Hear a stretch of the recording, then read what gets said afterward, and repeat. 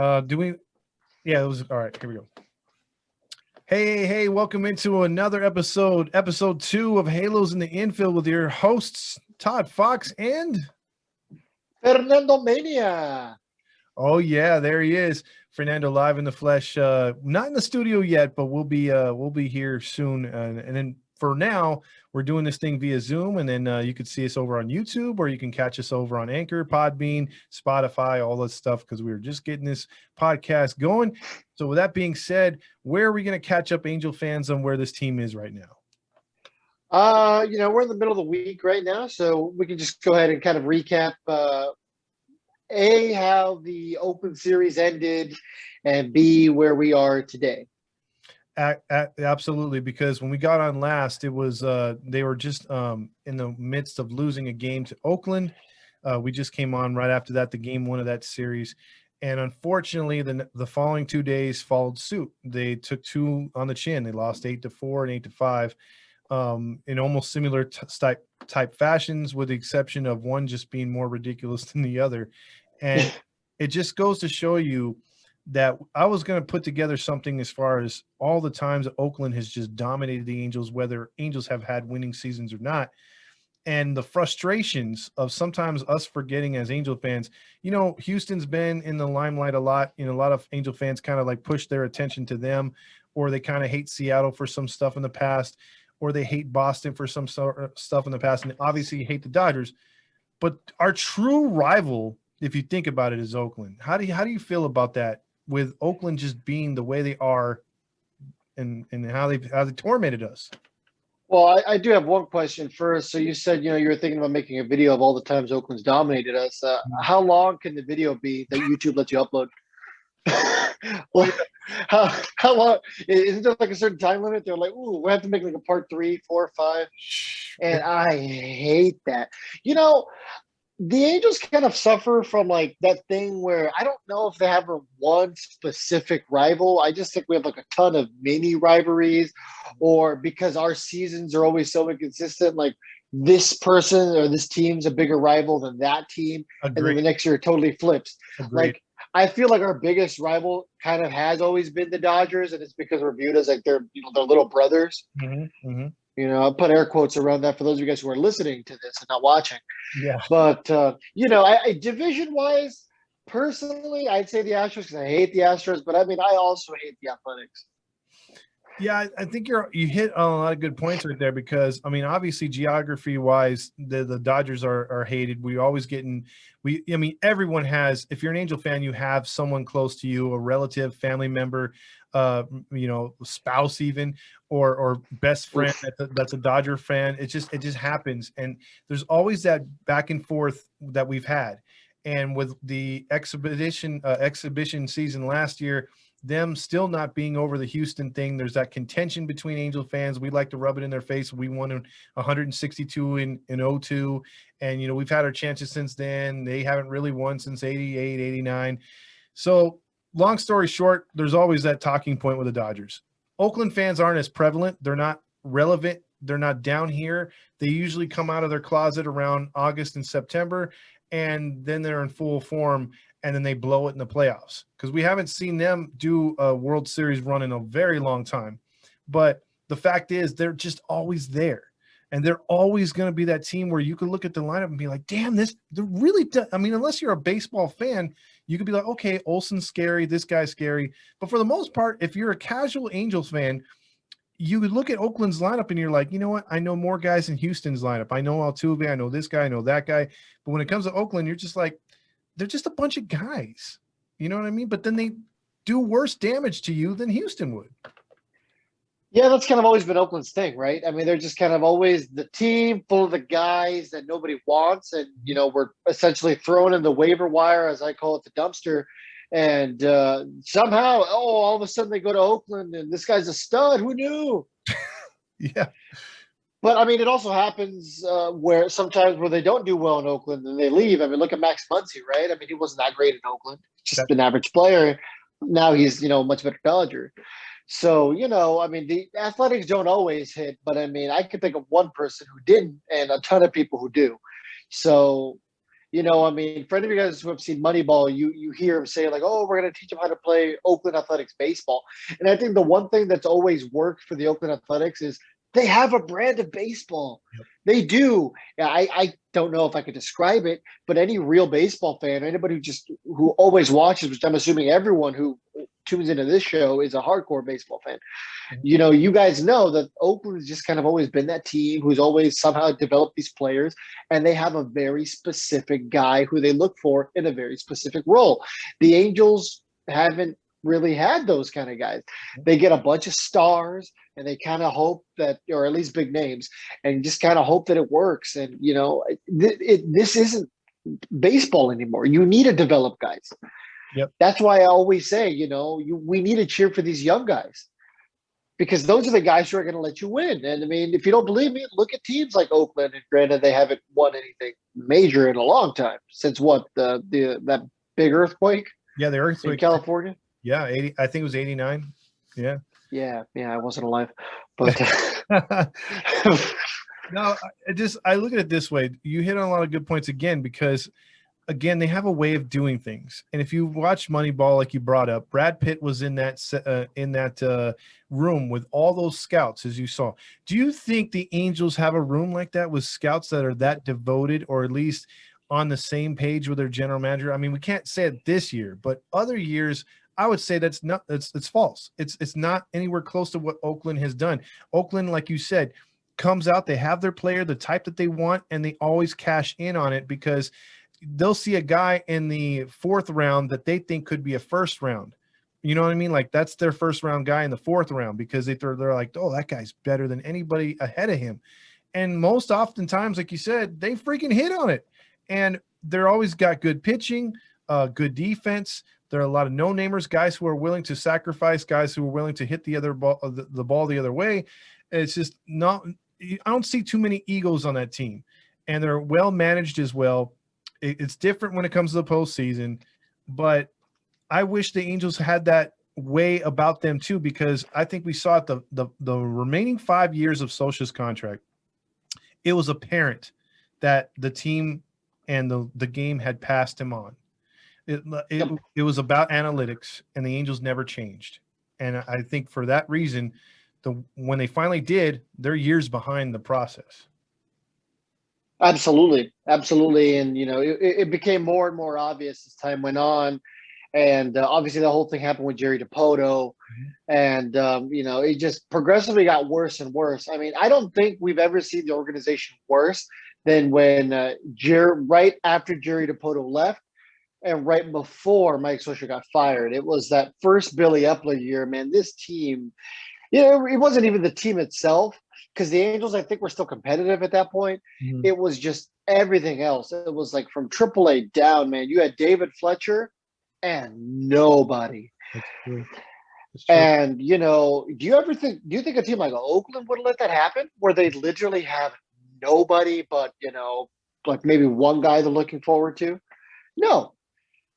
They would have literally cleaned house before they ever let their farm system get depleted. And that's my biggest issue with the Angels. It's always been, we're just going to sign that free agent. We're just going to go ahead and do it.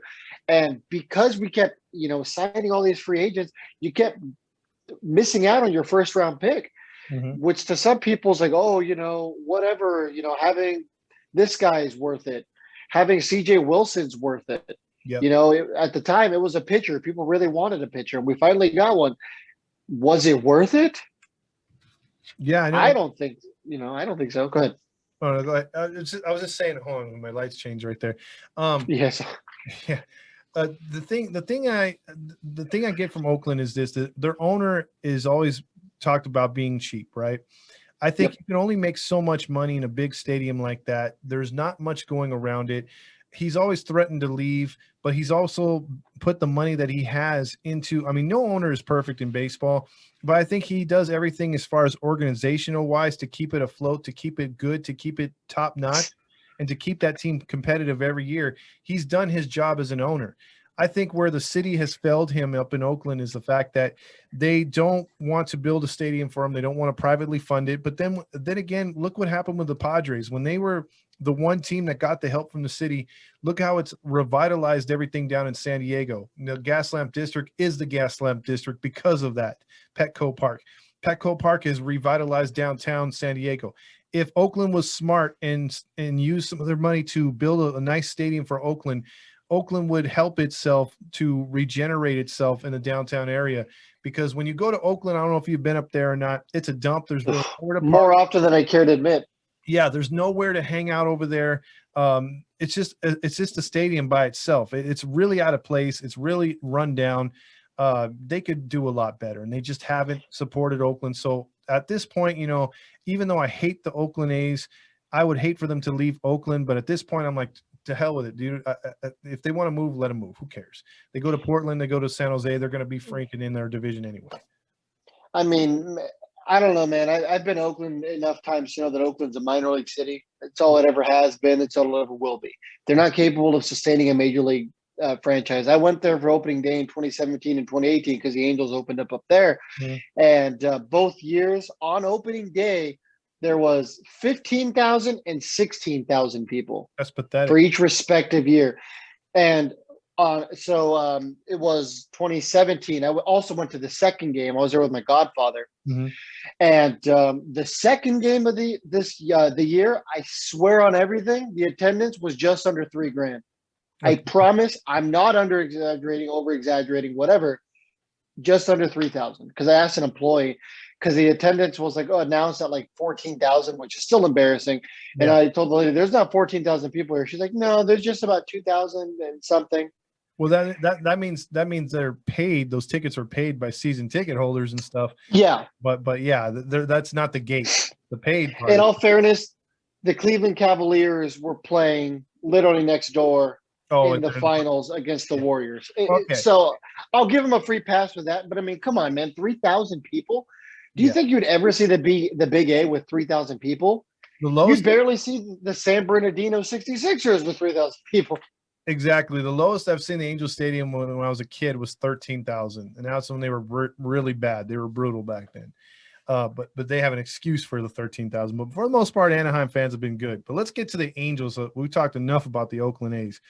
I just will. Yeah, F the A's. Yeah, screw them.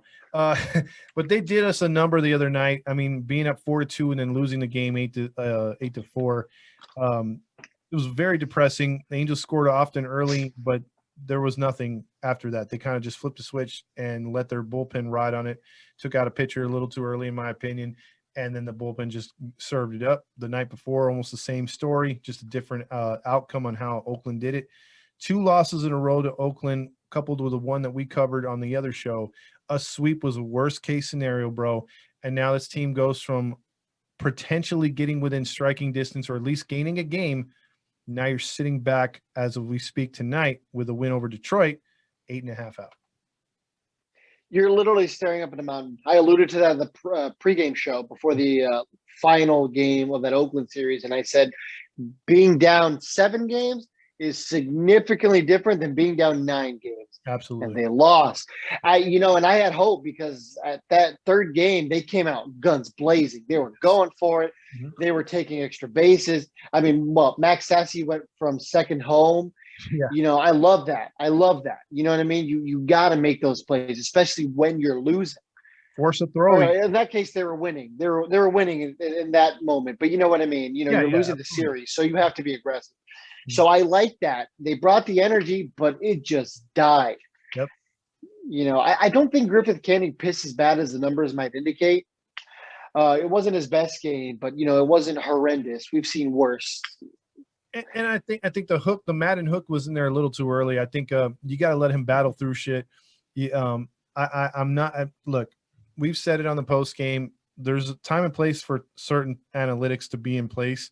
I get it sometimes early in the year, but this is a game where you need, like, if they were playing Detroit and Canning had those type of pitches, okay, pull them. I'm fine with that. But you pull them against Oakland when you still have you have a rough bullpen, and then who you go to next is also a problem. It's like, dude, that's a C-Rod moment. That's set up for C-Rod. If you're going to be like determined to get Canning out of the game, give it over to freaking C-Rod. Let him. Well, they give it to Watson, right? Yeah, but Watson was in there a little too early, in the 6th inning. Yeah. And Watson's almost like a Raisel Iglesias. I mean, he's got to be in his role. Raisel Iglesias, as a closer, lights out. Yeah. I don't. Maybe not today. I don't think there's any Angels fans though who would say, yeah, we need to get rid of Raisel Iglesias, unless you're looking obviously to rebuild. But Yeah. I mean, I think everyone's pretty happy with him as a closer. But yeah, I mean, same thing with like Watson. Like in the 8th inning, he's been pretty good. He's been pretty consistent. He hasn't given up a lot of runs, but he was just misused. And that's my biggest thing right now with Joe Madden. Stop misusing your guys. Your literal only job is to learn when these guys are comfortable and how these guys should be used. Literally, as a manager, if you're going to boil down to like layman's terms, that's all you do. Lock them in. Yeah. And I agree, because if you look at Watson's career, he's been a 7th inning, 8th inning guy only. You know what I mean? And he's closed rarely for Pittsburgh, and he wasn't that good, so they put him back to the 7th inning, 8th inning guy. He was with the Dodgers, he was with the Giants, he was with the Braves, I believe. So he's constantly pitched out of that same role. So you want to keep him locked in. Now, what happened tonight with with Myers is the fact that at least Watson came in there, he was dicey, he pitched out of it, but you bring in Myers, he doesn't get anybody out. And we've seen this song and dance the last month and a half. And, Raciel had to go in there and save the game and make it a safe situation when it shouldn't have been. But the fact of the matter is, Myers, what I brought in the post-game show was Myers pretty much got his job back like that. Like, he has a 0 ERA on the road. But, okay, if you want to put him on, if you want to say, okay, well, he earned it in 2 good outings in a row, so I'm going to put him back in the 8th inning. Okay, get his confidence up by pitching him on the road in the 8th inning. But in this particular situation, maybe you go with C-Rod. Maybe you go with somebody else. Maybe you call in Raciel to get those 6 outs instead of going through Myers and Myers just loading the freaking bases. You know what I mean? So what do you think about Myers, and what do you think – because I know you study these pitchers, bro. What do you think Myers is doing wrong opposed to home and a road? That's the $1 million question, man. I mean, you know me, I'm the guy who has an answer for everything. But Wow. For whatever reason, for better or worse, I'm always opinionated. Well, that's what I'm. No. You. That's why I asked you the question, and this is not like a predetermined question from beginning, because I like getting your honest opinions, because your shit. That's why. So for you to be stumped on Myers, that really means there is really no good answer, because usually you would have an answer for these type of things. Normally I do, and I mean I'm sure the listeners even through 3 episodes know that. It's just there's no reason, man. It has to be coaching. I don't know what it is. It's maybe these guys just aren't giving him the confidence. Maybe since Suzuki was catching, maybe we haven't realized. Maybe on the road he seems to catch from Stassi, or when Ben Boom was up. Okay. Maybe he just doesn't do well with Suzuki, but there's got to be a reason. I can't imagine it's simply just comfort. These guys are major leaguers. I mean, most of the time they're probably just so zoned in they could be on Mars. But I don't know what it is with Myers, man. It's just he has some days where he's great, and he has some days where he shits the bed. You know what I mean? I just don't get it. It was almost like a Cam Bedrosian situation. Oh, yeah. Cam Bedrosian was great or bad. Yeah, there was no in between with that dude, man. No matter what. There was no he got his job done. It was either he did really good, 1, 2, 3 immaculate innings, or and he pooped the bed. He gave up a 4-run homer with 1 guy on base. He broke the rules from how bad he is. How do you do that? Yeah, right. There's no answer, man. And that's the case with this Angels bullpen. I mean, I pulled up Tony Watts' numbers. We were talking about him. Mm-hmm. His career ERA is 2.91. Exactly. ERA right now 6. People complain. All I ever see is people saying Perry Minasian is making these bad moves. The Angels are making these bad signings. They need to go out there and get real players. The problem is the guys they have in their bullpen have been good pitchers in their careers. I've got no problem with people, spewing their frustration. Todd and I get frustrated more than anybody, as well as, a lot of our hardcore listeners. We all get frustrated, and we're entitled to that. But what I hate is the people on Halos Nation and stuff like that. The more PC pages post these ignorant stuff. these were the right moves, man. Cishek was a good guy to get in this situation. Tony Watson, both of these guys are guys who had great careers coming in. There's literally no explanation as to why they're doing so bad besides coaching. Yep. I totally get it, because you bring up a good point. When they got these pitchers late in spring training, I was like, hey, I applaud these, because these are efforts to keep this team afloat and to fix the bullpen. Because you brought up Cishek, he had a career. He's been in the postseason just like Watson a lot. He's had good ERAs for his entire career up into this season. You have a lot of these guys are now. The problem is, bro, and I think this is where some Angel fans see it like we see it too at times. They're not getting these guys when they're in their prime. That's the problem. Yes, they're getting them with a career at ERA low and all this other stuff. And yes, I do believe the pitching coaches make a difference. Dick Picks compared to Matt Wise is night and day. You know, Callaway had a resume. Matt Wise doesn't. And he doesn't have the experience to help out with these guys, I think. So I think you're dead on with that one. Last thing I want to say is your Brad Hands of the world, your other pitchers that were sitting out there for the taking, and whether it was Perry's fault, whether it was Artie's fault, those guys coupled with these guys, I think the bullpen's completely different. I think Watson has his normal numbers. I think even Myers would have his normal numbers, because even with a bad coaching, these other guys would help stabilize the rotation, because they don't need that added oomph. You know what I mean? So there's always coaching that's going to help and make players better. And yes, we do need a real pitching coach here, but they've missed out on some other arms that would have helped these guys, instead of them being the focus all the time and the savior, you know? Yeah, I totally agree with you. I mean, obviously, the more high leverage arms you have, the less pressure you take off of these guys. So maybe they are in a situation where they're able to compete better, because it's not always high leverage, high leverage, high leverage. Mm-hmm. There's sometimes where you can just have an easygoing game. Like today should have been smooth sailing. There's no reason it should have been as close as it did. It shouldn't have turned it. Absolutely. And I can't even blame Rysell, because it's like it wasn't even on him. And he came in with bases loaded, was it? Base loaded, nobody out again. Note I say again.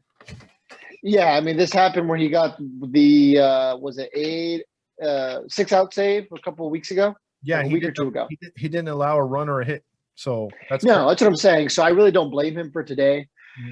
But especially because it was also a situation where he was misused. He doesn't like coming in where it's not he has a lot of runs to go with for whatever reason, just in his DNA. But once again, these are the kind of stuff you got to pinpoint on. I'm with you. This should have been a C-Rod game. If there's really one thing the Angels need to work on is getting a long reliever right now. Yeah. Suarez could be it. Maybe even Quintana or Bundy, because Bundy's good maybe like the first inning or two. So maybe that's a situation where maybe you look to move him to the bullpen, because something's not clicking for him, but something's not clicking for a lot of these guys. So that is true. And wouldn't this be crazy, bro? Can you see this happening? Speaking of Bundy, can you see Spider Tech? Well, that too, but if we had that, we'd actually be winning games. So I don't think so. The funny part is we're probably using it and still not winning games. Well, can you imagine?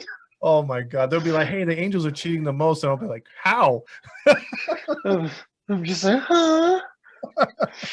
I would suspend them for ineffectability, not the actual cheating. Like, God, you guys can't. So right. There's one thing I've learned is if you admit you cheated, they won't get you in trouble. Work for the Astros. There you go, right? Just don't do the Rafael Palmeiro thing where you're pointing emphatically like, I did not do that. No. Yeah, period. Yeah, exactly. Anyway, I was just going to say, like, imagine this year, because I can totally see this. I want to know if you can see this. With Quintana coming back off the IL whenever he does, because it seems like we have no news on Quintana.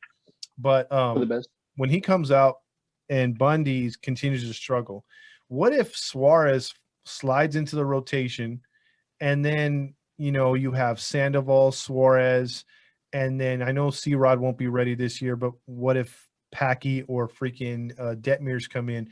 Wouldn't that be crazy to see a rotation that we thought that these guys would get through, and maybe Cobb's not there, and you have maybe 3 young studs in there, maybe throw a Jaime in there with Canning, and that's your rotation till the end of the year?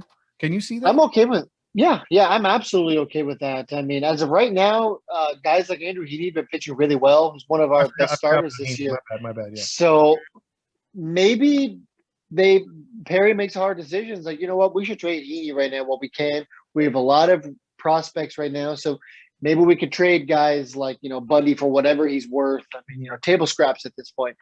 Same with Quintana. And Heaney can get us probably a decent return right now. So maybe it's a situation where you do trade Heaney and you try to get a Ty Buttrey type. Because remember, we traded Ian Kinsler, who was a rental to the Red Sox, for Ty Buttrey. That's true. And, he was a decent reliever for 3 years.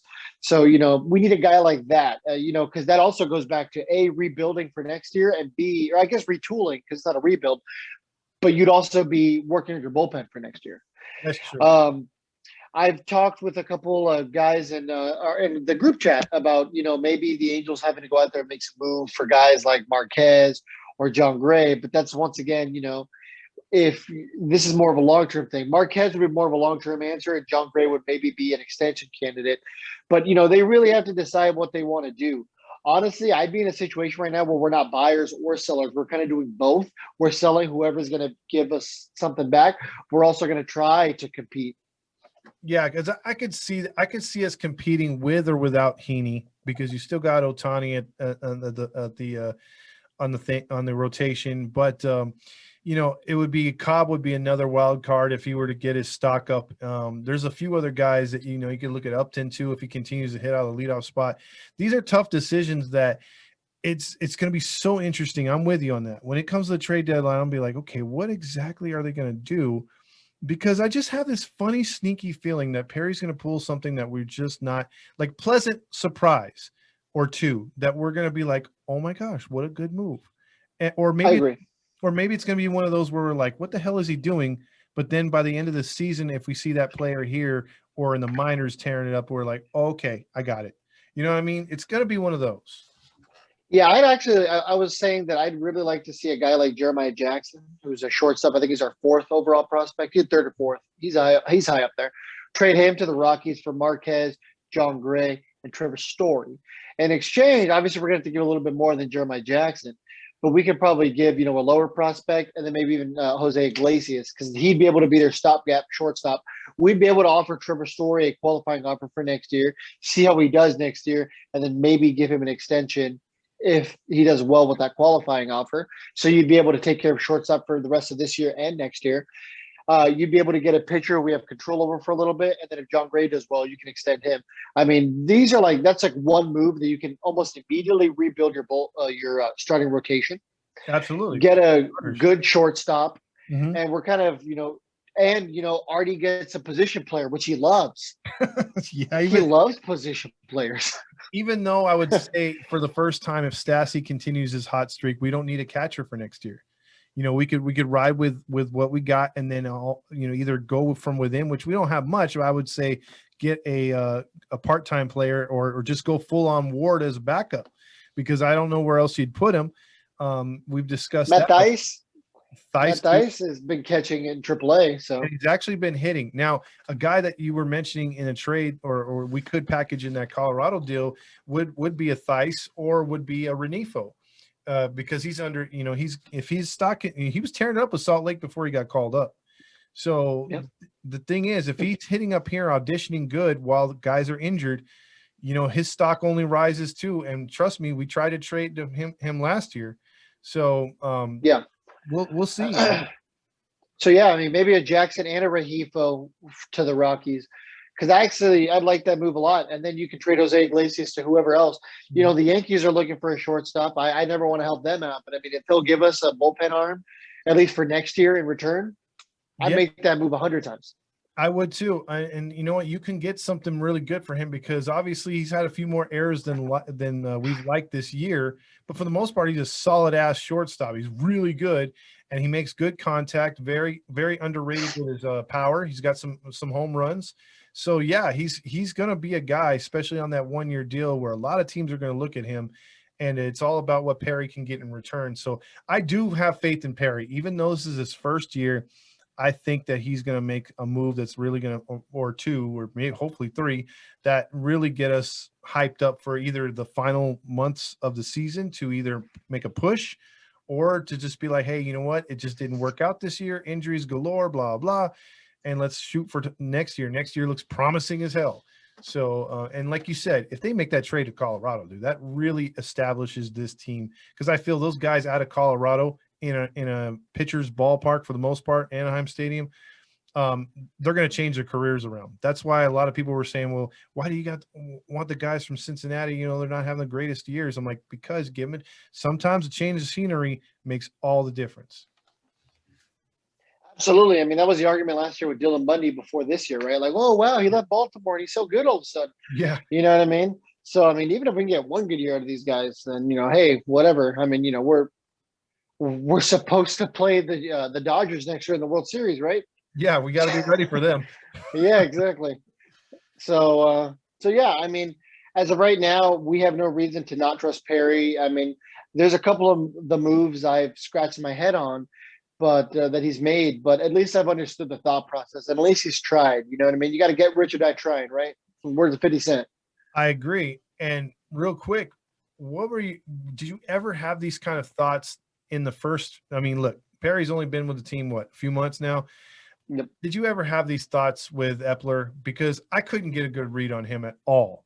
What was your final synopsis on Epler's tenure here in Anaheim?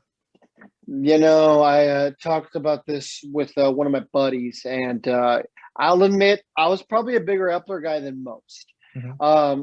If I had to give him a letter grade, I would have given him a B, because he made some very good moves, and he made some. I don't think he made any really bad moves.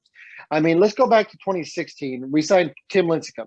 Mm-hmm. Sure, it didn't work out in theory, but at the time, that was a big signing. Everyone was like, "Oh my gosh, we got Tim Lincecum." He looked really good in his showcase. Yeah, he just didn't pan out, and that happens all the time. Teams sign players who don't pan out all the time. He was really good at picking players out of the waiver wire and turning them into something. I mean, remember Parker Bidwell in 2017? Yeah, Sure, he was a one-hit wonder, but he was great. Yeah. JC Ramirez in 2016, another guy picked out of the waiver wire, was great. Blake Parker, almost the same thing. The Martin Maldonado deal came out of nowhere. The Andrelton Simmons deal was great. I really liked Yunel Escobar. And actually, fun fact, Yunel Escobar, my favorite Angel of all time. We can talk about this some other time. Yeah, people always ask, "Oh, who's your favorite Angel?" I always said Yunel Escobar. Yeah, I'm gonna know the story behind that one. We'll save that for the next episode for sure. There you go. We'll save it for the Patreon. There you go. Maybe that's the next move, dude. Yeah, we're jumping right into the Patreon. But there we go. 2 subscribers. Right. Anyway. So there were some moves Billy Epler did that were really good. I mean, obviously he brought Ohtani here. He signed Mike Trout to a lifelong contract. So I was okay with Billy Epler, but what I always knew about Billy Epler was that it was never really about trading for guys to help the farm. Yeah. So how about you? I think I liked Epler with the exact points that you're bringing out, as far as the under the radar guys, bringing in the little surprises. 2 things I didn't like about Epler until the end. One, he changed this final year. So he started to build the farm system. His first few years, there was just like getting rid of everybody. Everyone was just flying out the window. You had no one down there, like you said earlier, David Fletcher, nobody else. But what I did not like about him was the fact he always revealed who he was interested in. And it's like, don't do that. And he kept telling people in the media, this is a guy I want. This is a guy I want. This is the guy we're interested in. It's like, don't do that. And that drove the price up on us as far as free agency, and we never signed the guys that we want to. And I felt that he was more of a puppet towards Artie than anything. But I feel bad that he had to be fired, or how it went down. But I think things could have went if the right things were put in place. If he had more reign and more, if he had the actual keys to the car, I think he was riding shotgun with Artie. Artie was making all the decisions too. So I think it was sad that way. I think it's different with Perry. I think I would give him a C Epler overall. But I do acknowledge what you were bringing up. I think those are good points. I think he did do a lot. I think the only problem, if I'm going to throw all that aside and say, okay, well, that's just Epler, how he did things, the only thing I wish he would have did was just go on a full-on rebuild in 2016. 2016, 2017, just go all in on a rebuild. I think we'd be in a much better spot right now. Yeah, maybe it was just it obviously was something that we didn't want to hear at the time, but hindsight's 2020. Yeah. Thinking back now, I think we all would have just rather have done a rebuild. Mhm. But I don't think Billy Upper did a bad job building the farm system. We're now starting to get to the point where we're starting to see the moves that he made start to pay off. Oh, We're starting to see the young guys come up to the surface and actually do well. So, we forgot what that felt like. We forgot what it felt like to have these homegrown talent. ab- So, it's nice. But homegrown talent is what wins you rings. I'm going to keep saying it to the day I die. oh yeah, because I mean, you don't have to go far to bring up the example. The one and only championship was all homegrown here. You can go to the Marlins. You can go because it always works that way. You always get. I mean, with the Angels, it was funny back in the day. They weren't like the Marlins to where when the Marlins built that team and they won those two World Series titles, they freaking built from within, and then they added their Gary Sheffields, this guy or this guy that was still in his prime or his late prime, but still did enough. They got up one or two pitchers. They sprinkled in the right veterans, and then everything just took off. And then it was Yep. like World Series or bust, and they got that World Series, and they still busted afterwards. They just blew it up. But the Angels in the '02, outside of Kevin Napier, Brad Fulmer, and a couple other guys on the bench, Aaron Seeley and stuff like that, that was just an all-out built team. That was just an all, hey, we all grew up together type thing, and they all culminated at the same time. That was really nice to see. It's rare when that happens. You know what I mean? It's rare when you could just sit there and be like, damn, dude, this is like basically that's why I think there's so much more beloved. Like if we would have won two more World Series, bro, I guarantee we're still talking about '02. Because let's say that they win in '05, that was a team that was a lot of guys were put together with the youngsters or the guys that were growing up already. And the same thing in '09, that wasn't the homegrown type team, but it had a lot of veterans and free agents on it. So if those two teams had won titles, I still think we'd be more cherishing the '02 team. You know what I Yeah, mean? It's like you said, it I was our could see guy. that because those are your guys. Yeah, those are your guys. So no, I completely agree with you. But man, we got to give Perry right now the benefit of the doubt because Yep. we have no choice. We've yet to see what he can do with a full off season and a clean slate. I mean, sure he had last year's off season, but it was such a weird year. Oh yeah. You know what I mean? It wasn't a full season, so it was kind of like you're looking at skewed numbers. Like, sure, this guy. I mean, look at Trevor Bauer with his Mickey Mouse Cy Young. Yeah. You know what I mean? You see these guys with these fake numbers Yep. because 60 games, And a especially pitchers. You're only pitching like what? They pitched 10 games, Yeah, and if that, not even. how many stars opted out last year too in the exhibition? Exactly. So, Exactly. So it's going to be a lot different this offseason. You got to see a full year with people. You got to see actual numbers, and then maybe you go from there. So we'll see what Perry can do. I'm at least excited for the offseason. I'm still hopeful for this year. Man, just give me the 1 game wild card and let us lose the game. I would take that in a heartbeat right now.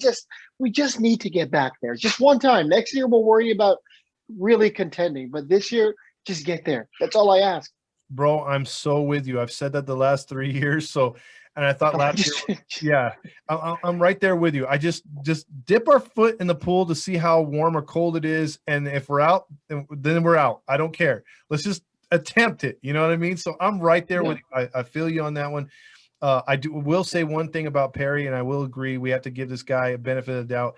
I want fans to be a little bit more patient. I know it's hard because of the last 6 or 7 seasons, but if you've gotten the pulse of the Angels fans too with doing these podcasts, also being on the post game shows and stuff like that, and being a part of the pages that we've been on, you've seen how the fans, for whatever reason this year, are very critical of Perry, and they don't have that long leash that they had on Epler or Dipoto in the past. So I kind of feel for our boy Perry right now because it just seems like he's getting a lot more scrutiny than he deserves. Yeah, the people just came out automatically with the pitchforks. There Yes, was no like building up to it. It was just like, hey, we're coming for your ass. exactly. They didn't even know if it was Frankenstein or not. They were just going after him, dude. And so I mean, geez. Yeah, right. They're gonna like peel back the curtain and it's like some like beautiful woman or attractive man. I don't know whatever you're into Yeah. out there. That's fine. All of our listeners, you do you. Oh, But wait, you don't know. don't assume the gender. Remember, it could be a tree. Yeah, that's what I'm saying. That's what I'm saying. I mean, I don't want to. We're not very PC on things, but I'm going to be respectful. There you go. This is one time. Get a moment. Yeah, that's fine. That's fine. But exactly. I don't exactly know what we're going to see out of I don't know why I almost said Epler, out of Manazian. So I'm excited. We'll see what he can do this trade deadline. But as of right now, we still have a bridge to cross. We gotta sweep the Tigers or at least win 3 out of 4. Mm-hmm. The A's are playing the Yankees, so we actually have to be Yankees fans. I know people are like, boo. And the thing is, too, the Yankees aren't the Yankees of late. They're not. So they're barely above us. So we got to hope that they could step their game up, unlike what we did. And like you said, we got to get over 500 again, and just take one game at a time and look at the team that's ahead of us in the wild card. Because I said this on the post game show, I just don't see the benefit of us looking at Houston or looking at Oakland, say let's catch them right now. I think we just look at the standings and the wild card and be like, okay, if we're behind Toronto, we got to catch Toronto or whatever like that. We got to get above Seattle, whoever's in front of us. Let's make that our goal, along with winning each game, trying to win each game, and trying to stay over 500. Yeah, man, you just got to leapfrog the person in front of you. You just got to dot your I's and cross your T's. You got to, head down. You just got to take care of your own. Everything else is going to work itself out. But you got to keep winning games. And, that Oakland series was rough because they did almost the complete opposite. And it was the way they were losing games. They were getting out of games early for 2 out of the 3. And then that third game, they got off to a hot start and they just kind of flamed out. Yeah, I think as soon as they showed that graphic of the Angels scoring 4 or more runs, that's when the game went to hell. So, I mean, it's that is very discouraging. And like you said earlier, I like what you said earlier. You said it's like looking up at a mountain. The difference between 7 and 9 games, it's huge. And they picked up a half game tonight because Oakland was idle. But the fact that, once you start getting close to double digits, man, it's like you got to look at the next goal ahead of you. You can't be looking at the same one. And right now, I'm one of the most optimistic fans. You are too. The division right now is just not in play. It just isn't. We need to gain ground before we start thinking about that again. Yeah, I mean, and on the contrary, I feel like can't even look at the standings. As of right now, you're so far out of it that you're not so far out of it. You're not the Diamondbacks, but you get what I mean. Yes. You're out of it to the point where it's not even worth looking at. Just take care of your own. The season's not over. Mm-hmm. But as of right now, the standings don't matter. Just win games. It boils down to that. If you keep winning games, nothing else will matter. Yeah. You and I have said it, man. We miss the playoffs and we win 90 games. Freaking great. I'm in. Sign me up. Yeah. Because like you said earlier, even if we just dip our foot in the pool and get in the postseason, get that one game and get blown out, get out of it, the fact is you cross the goal, another huge goal, and next year you build on that. And I think that's the biggest thing, because none of us thought that this team's going to go in there and win a World Series this year, especially with the offseason, especially with the turmoil, especially with a new GM. So we just felt that if somehow, some way, these guys like Ohtani can have an MVP type season like VT predicted, and Trout could be healthy, which he's not. But if these guys had come through along with Walsh and all this, the powerful lineup could do what it could do, maybe could overlook some of these warts on the bullpen and the rotation, that this team could sneak in the postseason. And this year was like, this should have been the slogan for the year. Let's make this a building block. This is step one. Yeah. But there's been so much crap going on. I don't think that slogan pertains to the Angels as of right now, anyway. No. I mean, that's step one is, getting farther and farther away. But luckily today, they at least got half a game closer. So, here's hoping tomorrow the A's lose. Mm-hmm. We can win another one. And it just slowly. I mean, a situation where the A's get swept and we sweep the Tigers, this is a much different conversation. And exactly. And I think you and me are like the same. If there's 13 games left in the season, the Angels are 12 games out, we're still like, hey, man, there's a chance. Look at the rotation. Who's pitching for the other team that needs to lose? We still have that optimism. We're Yep. not stupid, but it's being part of a fan and being passionate. So we're gonna stick with this team no matter what. But and I know Absolutely. you know that they have the talent to get back in it. I do too. I think they have the talent to get back into it. But like you said, it's a one game at a time right now. It's just focus on who's in front of you and who's on the same field. It's like I'd be happy with them turning off the scoreboard in the stadium. You know what I mean? Like Yeah. don't even let the players look at it. Just go out and play your game. Just play Buttercup the whole time. Yeah, exactly.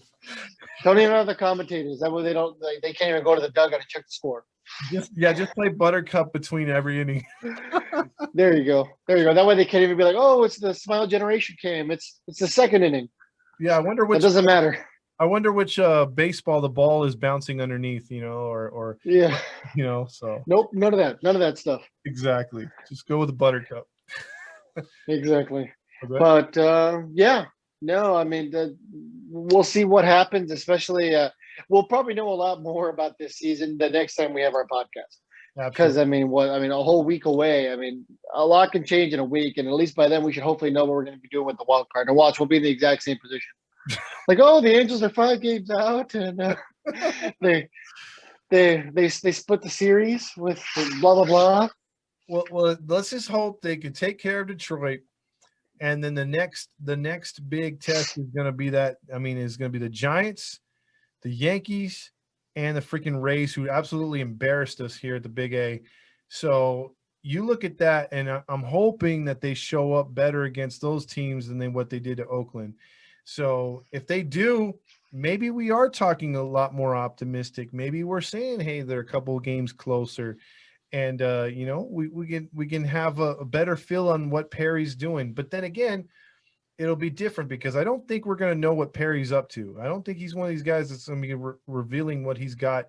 I think he's going to have a better poker face. And like I said, I really have a good feeling about this, whether we're in the race or not. Come trade deadline, I think some really good moves and are going to be made, and I'm looking forward to that as are you. I hope so for my mental health. We need something. But the one way that I can tell that Perry is not like a big loudmouth when it comes to this kind of stuff Mhm. is a lot of the times the Angels PR department will announce a move before like Ken Rosenthal or any of these other guys. Mhm. Like, oh, the Angels made a trade, or like the Angels were the ones who broke the Raisel Iglesias trade, not one of the bloggers. So that's how you can tell the Angels must be quiet on stuff. I mean, if they're getting to this information before, some of these other guys whose only job is to break this kind of news, Yeah, and then it really must be under radar. I think so. I think you're right, and that's why I think it's encouraging because that's always what chapped my ass was the fact that you would hear weeks in advance. One of the Jeff Fletchers or whoever was saying, "Hey, man, Angels are interested in Garrett Cole," and they would do it like before. Oh, this is a perfect fit. We've heard Angels play or Angel staff saying they want this guy. It's like, why? Why are you doing this? So yes, Yeah. if it comes out right now that the Angels are announcing stuff before, like you said, that's an encouraging move. And that's an encouraging change from the past regime. So, yeah, I'm excited. You're excited. And let's hope that the next time we come on, we're going to have a lot more positive things to say because obviously this Oakland series was a downer for us. Yeah, absolutely. But I mean, we started the Detroit series off right the way we're supposed to. So hopefully we can finish it like that. Like, I mean, at least 3 out of 4. I'm in. Yep, exactly. You got any more final thoughts on this show? Because I think we wrapped it up pretty good. Yeah, no, I think we've got everything else we need to say. I mean, I don't know if maybe you want to share some of the stuff that we were coming up on the page, and we'll wrap it up there. Yeah, just if you can check out Angels in the or Halo Angels in the Infield, Halos in the Infield, the podcast, and not only like and subscribe, tell a friend, but check out the YouTube page which we started. We're gonna have some more stuff on there. Check out the Instagram, obviously, the Facebook is growing, and the Twitter is popping off, and then we're even on Twitch if you like to do that as well. We do our lives on there. My boy here's been doing the pregame show. So, I mean, check it out. I mean, if you're a real big Angel fan, you love the Angels, this is the place to be because we're going to be covering them pregame, postgame, doing podcasts, reviewing the weeks, reviewing the series. It's just, and then having video. If you don't feel like listening on a podcast, you watch us too. So it's totally up to you. We're going to be everywhere. Yeah, and we have a lot of cool stuff where we want to get fans involved in. As things are starting to go more back to normal, we've been chit chatting about stuff that we can do to for the fans to not only feel like they're involved but truly be part of it. We've been very adamant from the beginning that this is a show for the fans by the fans. That's what Todd and I are. We're just fans. Mhm. So if we can get you guys to be part of the show and contribute, then this truly is a show for you guys. So if you guys ever have any recommendations, I don't think Todd will ever turn down any positive feedback or negative feedback. What can we do to make this better? So Oh, yeah. no, we're excited for the future. We have something big planned for tomorrow, which is Friday. Once everything becomes official and it happens, I'll go ahead and make an announcement. Mhm. I just don't want to go ahead and announce something too early. Something has to get postponed. But just know that it's going to be something big, and I know Angels fans are going to absolutely love it. Mhm. I think it's going to be a pretty big move. If I know correctly, I don't think this person's has been pretty off the radar as far as communications with a lot of people. So I'm excited for it. Yeah, there's a lot of things coming up for this page, and my boy went out of his way to get this person. So we're excited. We're really excited. So there's a lot of good things happening and early too. I mean, this is an infant. Yeah. This page is in its infancy, literally. So if you guys jump on now, you're on at the very beginning as we've branched off from our other page. So yeah, this is all about the Angels. This is we'll sprinkle in some stuff that happens, big news every now and then in the majors, but for the most part, this is all Halos all the time. So for Todd Fox and my boy, Fernando Mania. yes, sir, he has one of the best accents in the game. You should have heard his pregame the other day, dude. It was awesome. So yeah, we're gonna keep that up as well. So catch us on the flip side. Viva los Angelitos.